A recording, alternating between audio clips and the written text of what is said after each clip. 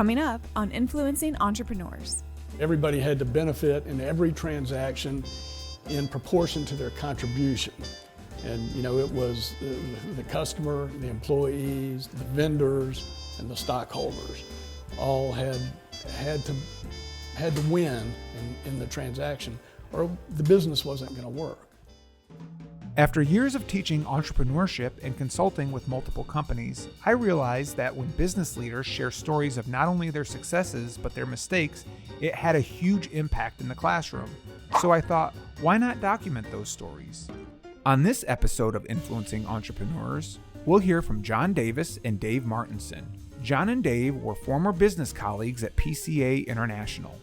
Both men passionately share their experiences working in an organization that promoted corporate entrepreneurship.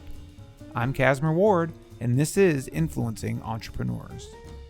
I do want to thank both of you for coming in today. So, John and Dave, you guys you're part of a larger company that had its roots here in Charlotte. But, and I want to get to PCA, but I really would like to talk about each of your journeys to PCA. Was PCA just another job? Was it part of an entrepreneurial endeavor on your efforts? And I'd love to hear both of your stories. So Dave, I'll let you go first. Okay, I'll go first, although John was there before me. But I was going to UNCC, getting my degree in business there. And I've always had a passion for photography, even when I was a little guy. And one of the professors, my statistics professor, suggested to his class to seek out some employment at PCA. They were driving Cadillacs off the roof, is what he said. Right. And so I thought, hey, that's interesting. So I got my degree finished, I went over there and applied, and of course... For a business position? Well, for actually marketing is what I wanted to get into, because that's where I really had my interest. And when I went there, right when you graduate from college, you think you know everything, and I found out quickly I didn't. It was suggested to go out and get a job in the field and learn the business, and then come back after some period of time when something was open to get in the marketing department. So that's what I did. And PCA at this time what type of company is it? It is a portrait photography company doing discount photography in stores like Kmart's, at the time Zare, Woolco's, a lot of discount stores around the country. And they're a large company, but you're in the corporate office? Yes, I actually started in the regional office, which was also here in Charlotte, and their major facility, their major business was in Matthews, North Carolina. That's where the corporate offices were. And that was my desire, just to work there.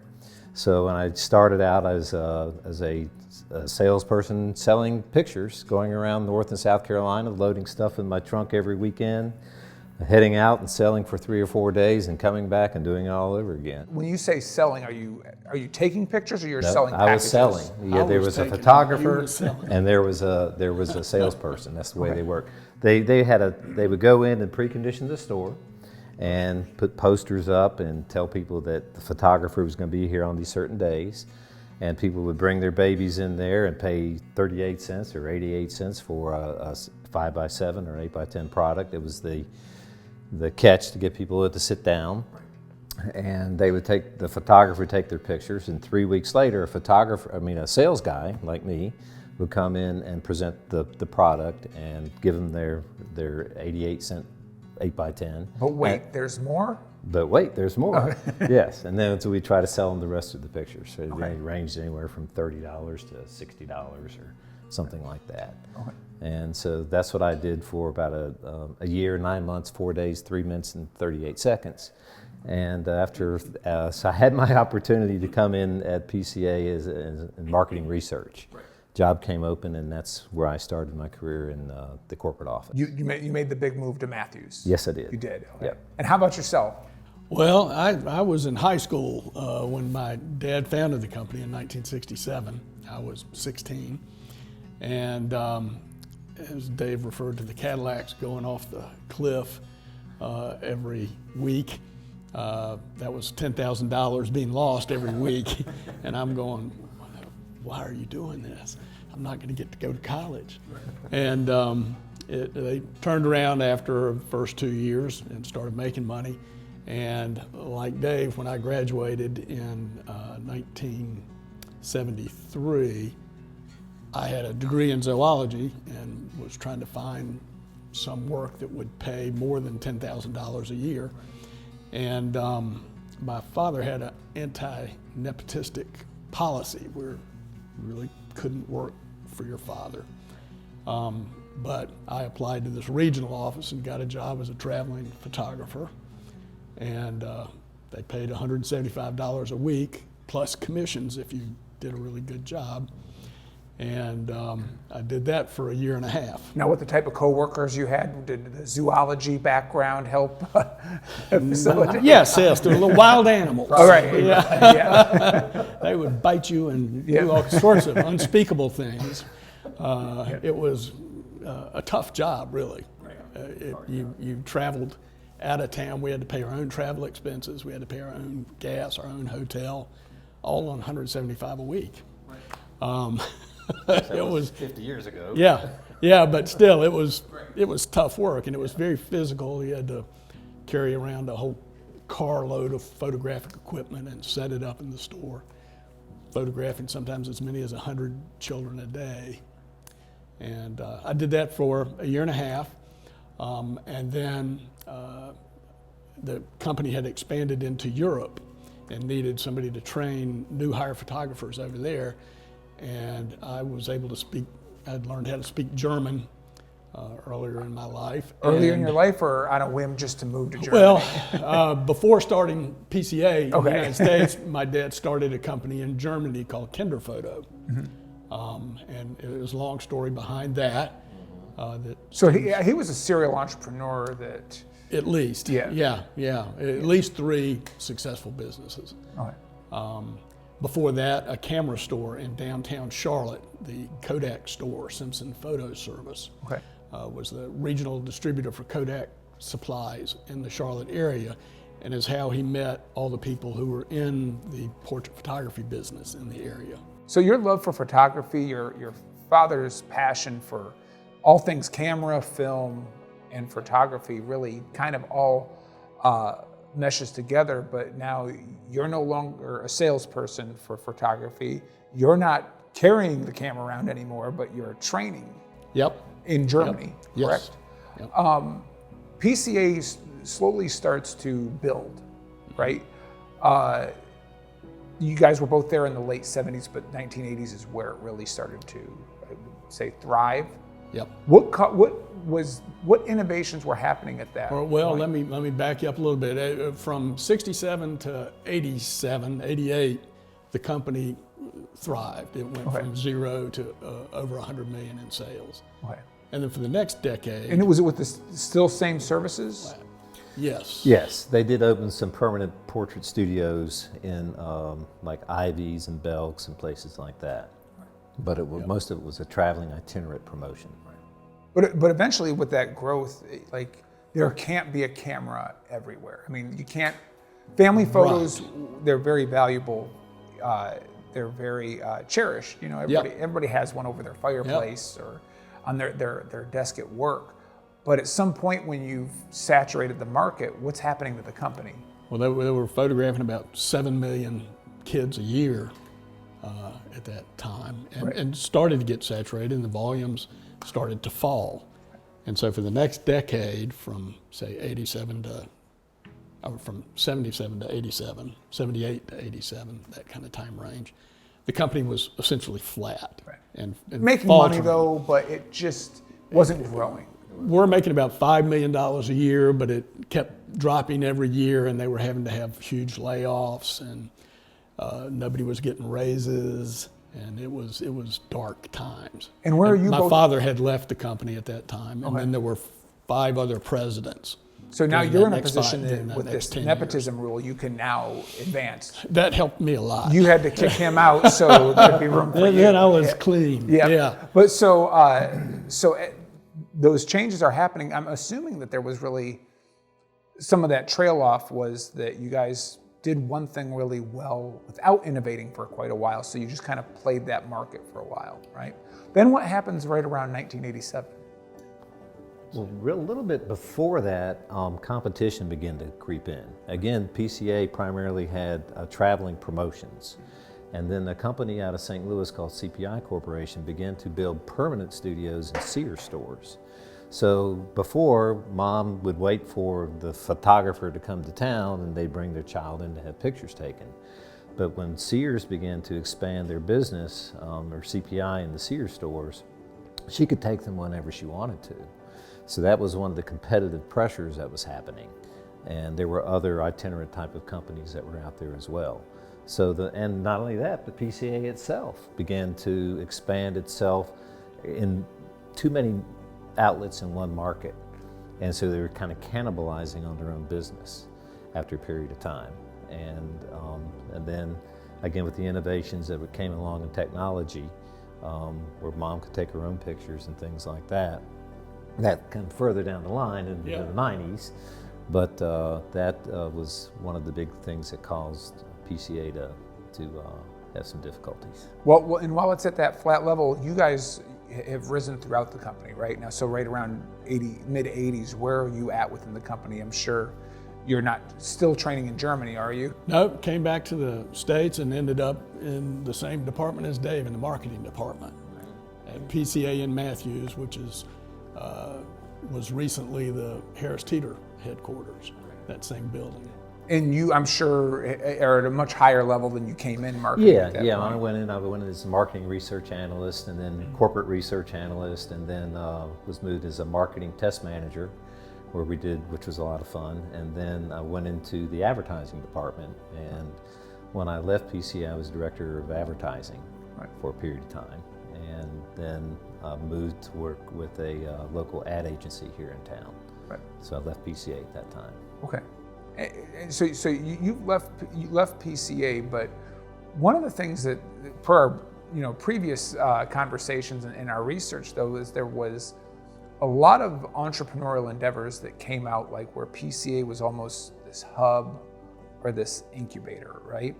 So there's this flattening level off, which usually that sort of struggle forces innovation or forces shutdown. Exactly. So where did this struggle spark some innovation? What is that innovation that starts coming out of the mid-80s? Well, I guess it's a lot of different things. In my particular case, there was a guy named Ed Tapera, who's a good friend of mine to this day, who he was one of the guys that helped build the camera and did technology at PCA. And Ed has always had, I think, an entrepreneurial spirit. In fact, he's one of the best entrepreneurs I know. I think he's the best entrepreneurial. He would be great if he was sitting serial here, entrepreneur I've ever seen. Yeah, and Ed was wanting to build video transfer machines to sell to 1 hour photos and places like that around the country. And as I mentioned, I was working for an ad agency, and he knew me, so he asked for some marketing help. And when I learned what he had and how much money he had, I said, I don't think this is going to work, but why don't you sell the service? And so he thought he'd been thinking about that as well. And so I started to market the service for him. Then we got our foot in the door with some people that had some portrait studios in Montgomery Ward stores. And then our business really took off at that time. I joined, So you left the agency? I left the agency, joined with Ed and another guy, and the other guy we decided wasn't a good fit, so it was just the two of us. And we grew that business. And as things happen, when you make plans, let me just tell you, they don't always work out the way you plan them, because the company we worked with one day just closed their doors. They owed us $100,000, which we weren't ever going to see again and never did see again.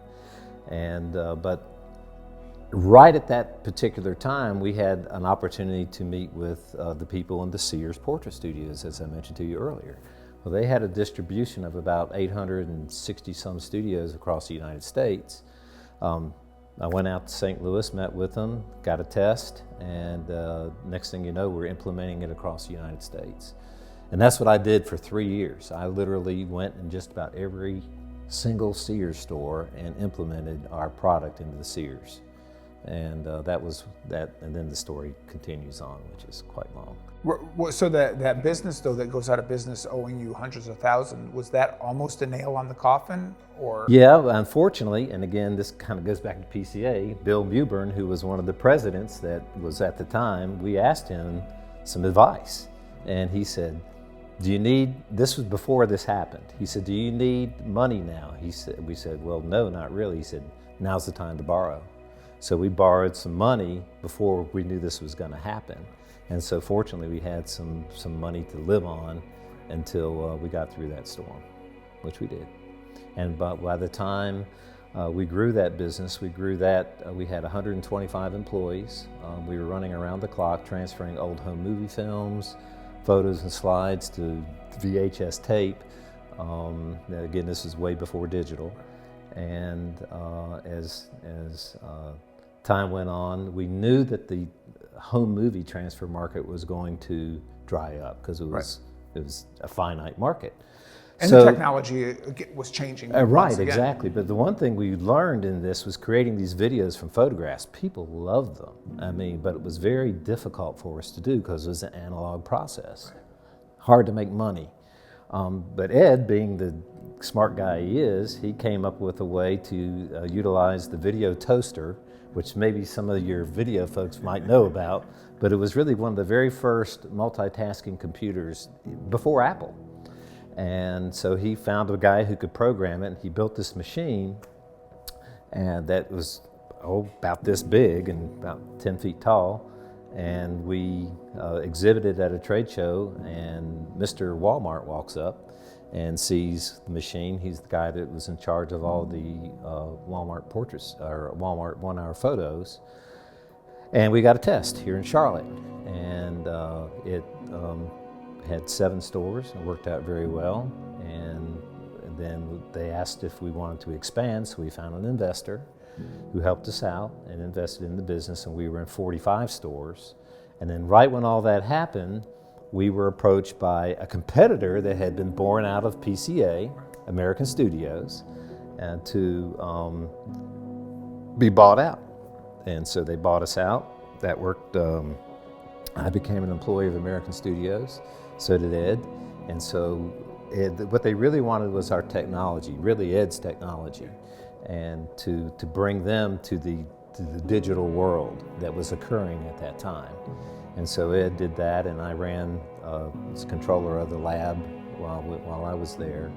And then after that, for 2 years there, guess what? PCA comes and buys out American Studios. So you end up right back at PCA. You're still there, so he left you. I was there for 27 years. Right. So he left you in the marketing department by yourself to get in all kinds of trouble. Right. What's happening with you and within PCA while he's out running, going every Walmart, every Sears? Well, I was working hard and was too dumb to quit. Everybody else was quitting and going and getting a better job because it was apparent the ship was sinking. We had 5 different presidents in that 10-year span from 1977 to 1987. And the company had become very bloated with cost. There were 25 regional offices around the country and different. So now they're driving several Cadillacs off the roof every month. Well, they were still eking out, $1 million profit or something like that on $250 million in sales, something like that. It was razor thin margin, and the cost just kept going up, and some of that pressure on the customer volume started to decline, and so the margins just came apart. There was a lot of change in the company, and then this dynamic, most incredible business leader ever became president, a guy named John Grasso. Okay. And he And about around what year? This was 1987, January of 1987. And he came in and closed all 25 of the regional offices, closed the international operations everywhere except Canada and Mexico. So that was Europe and Japan and Australia, took those off the map. And you're still in marketing at this point, right? I was still in marketing at that point, and was a manager in the marketing department. And while he was there, I worked my way up to become the vice president of marketing. And it turned out we worked together very well. We had very complementary skill sets. And in 1990, we took some technology from another spinoff, Glamour Shots. If you are familiar with that, you know, they dress everybody up and do their hair and put on leopard skin it was a big deal jackets growing up, yeah. Yeah, crazy things. Yeah. And one of the ex-PCAers was the largest franchisee of Glamour Shots, a guy named Jerry Fox, and several others, Larry Killingsworth, Clint Burns, Ben German, were all part of that from PCA. Well, they had a technology using Sony laser discs. You could record on them in lieu of videotape, and you could access randomly the images that you saved to the disc, so you didn't have to go through them serially on like you would on a tape. And one day at lunch, John Grasso and I are talking, and he says, why don't we try that? We had built 10 of those studios to understand the competition and thought probably that was the direction the industry was going.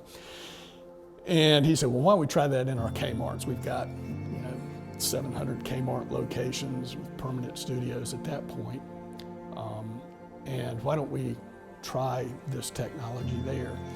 And so he made me the head of a marketing test to go do that, and we went to a studio down in Monroe, North Carolina, and took this Sony laser disc technology, and it doubled our sales average, our average purchase per customer, from $30 to $60. And it reduced our manufacturing costs by 50%, because prior to that we had been producing these large packages of portraits very inexpensively and then gambling that we could sell some of them. And we ended up having to throw half of them away. So we were able to just take orders and print only what the customer wanted. One of the themes that I try to find over and over are large corporations that will promote, reward, provide resources for entrepreneurial thinking that leads to innovation. And it seems to be, a lot of systems seem to be broke where it doesn't invite that. How did PCA do this successfully? I credit John Grasso. He came in 1987, and that year the company lost $16 million. Or in 1986, they posted a negative $16 million loss. Looked like it was all over but the crying. A company named Reprise Capital that John represented bought half of the company for about $3 million. And it was John Grasso who did all the innovation in the subsequent decade. Right. And ended up, but he didn't do it by himself. Like he fostered a culture that would allow innovation to happen. Exactly. He tried to keep it simple, and one of the first thing he did was cut all the costs, and that was bloody and it was brutal, but necessary to save the company. So in the very first year he was there, the company posted $1.5 million positive profit as a result of those efforts. And then we had that conversation in the cafeteria where we talked about porting, and we built some of these Glamour Shot studios, and then was it a different brand than Glamour Shot? Was it a different branding than Glamour Shots? Yeah, it was. Just basically. It was PCA. Yeah. It was a Dillard's. We did it in Dillard's department stores, and we, thought, why don't we take that same technology and put it where all of our volume is, and see what that does. And that was a big leap in faith, and digital stuff was coming along then. There was a company called Matrox in Canada that made a Matrox board, a digital board that would convert a video signal into a digital JPEG. So literally we're following the entire technology from film to... And it's changing every year at this point. Oh yeah, right. No, so it was a lot of risk. And PCA is sticking up with it, but I also want to say the fact that not a lot of companies will say, allow one of their employees to go take part of the company, and yeah, go run it for yourself, and you get to own it. Mm-hmm. How? What benefit was there for PCA to do that at that point? Well, I think the benefit was to take a business that was almost in their way and get it out of their way. And again, as I mentioned, they really wanted to focus on that core business of photography. And this was a totally different business. And where you're creating videos made from people's pictures in a Walmart store, on the spot. And it was a very different business. So that, I think, is the reason why, that was just to really get out of the way. Right. But even just to get out of the way, there's still some collaboration, there's still some mentorship from John. Well, I mean, there was some, not a whole lot. I don't know if he really understood what the business was, frankly. Right. But again, I mean, I think he was trying to simplify. Yeah, that's what I was just going to say. Totally simplifying the business, got rid of all the extraneous stuff. Yeah, but allowing opportunities for other entrepreneurs. Yes. Huge. Right. Yeah. So from '96 on, what happens with PCA? Okay, so let's see. We put this magical thing in this Kmart in Monroe, and realized that it would double our revenue and halve our production costs. Well, that's pretty good. So we immediately shut it down and said, we got to keep this secret. We don't want anybody seeing it. And we took this Matrox board from Canada, a video camera. Our engineers, Ed may have been involved in that. No, he was gone by then, but paired a video camera with the lenses in our camera so that it took essentially the same image that the film camera captured.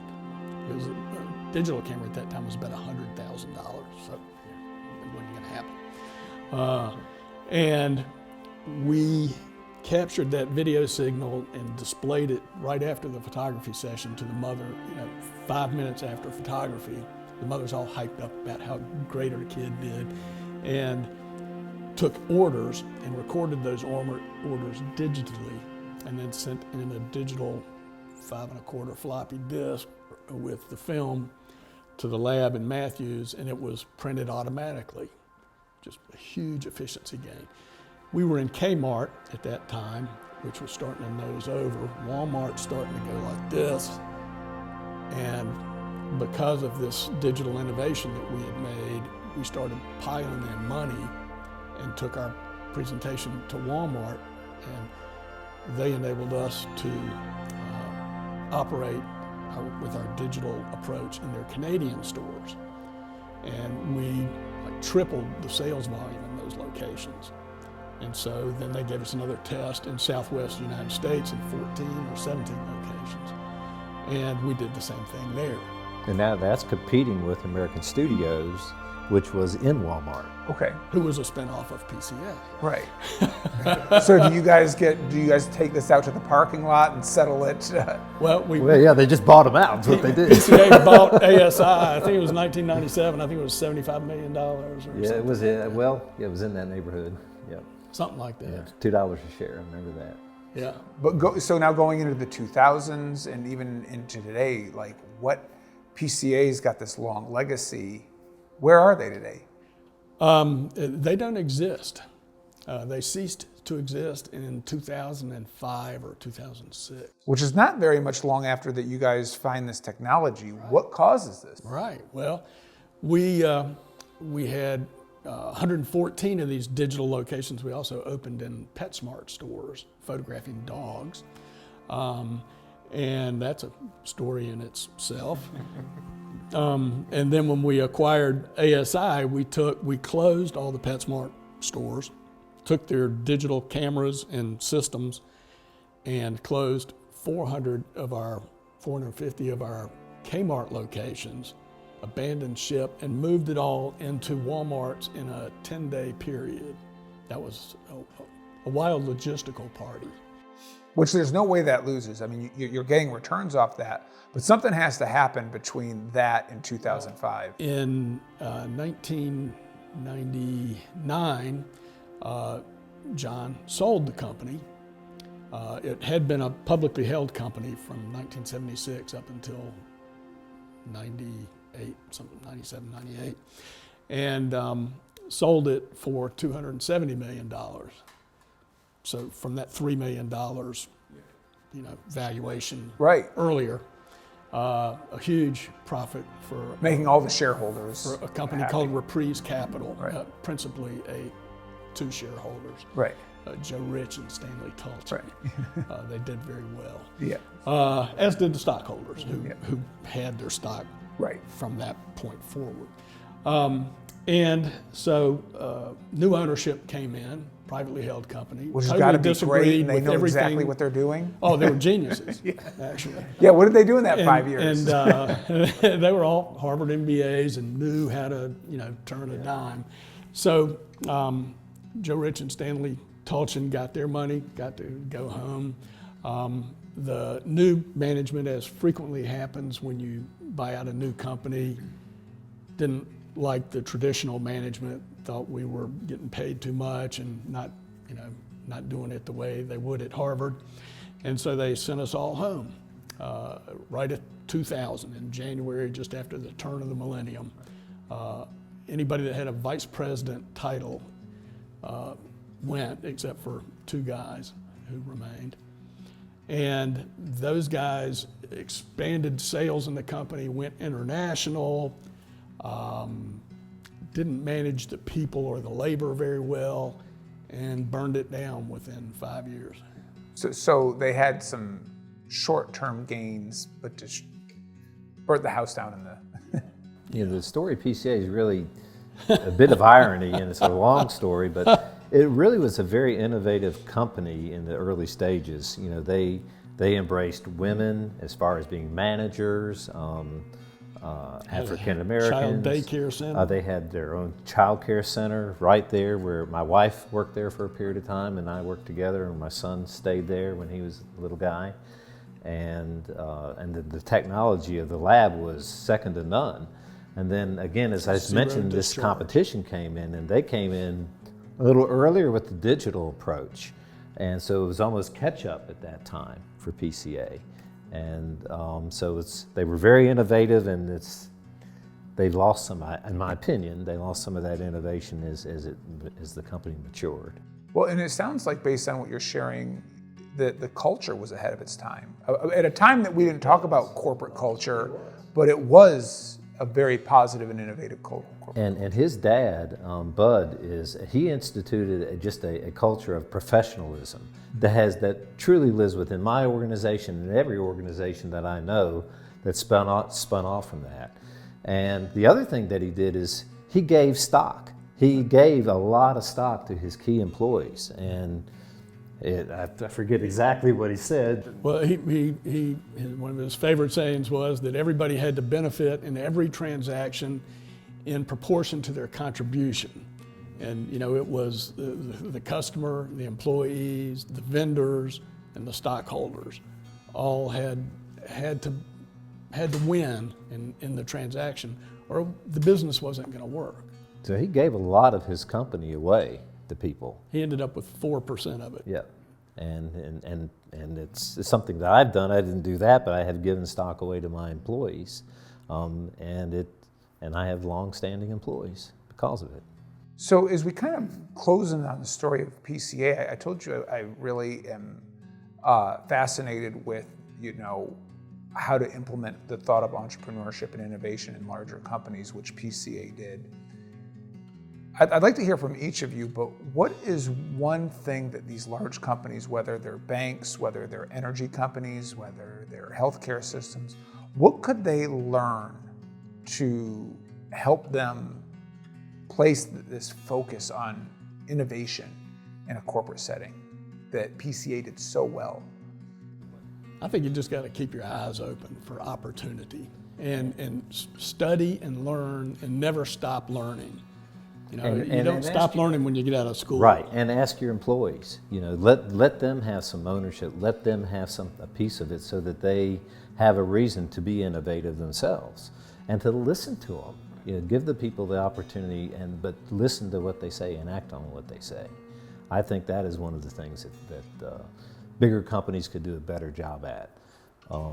I've noticed in my little company, I've always done that, and it helps.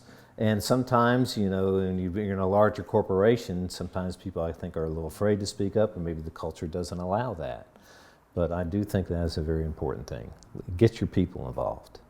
Excellent. Well, thank you so much for telling us about your story and about PCA, which is, a story we don't tell in Charlotte enough. Yeah. So thank you so much for your time today. Oh, sure. Appreciate it. All right. Thank you.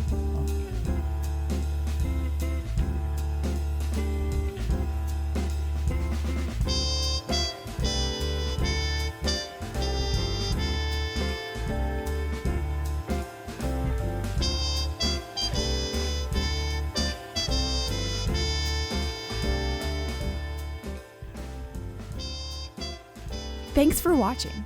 Make sure to subscribe to our YouTube channel at youtube.com/Nexagy Education or visit casmoreward.com to catch up on previous episodes. And be sure to be on the lookout for our next episode featuring Tana Green, the owner and founder of My Work Choice, a business focused on helping forward-thinking companies build the workforce of the future.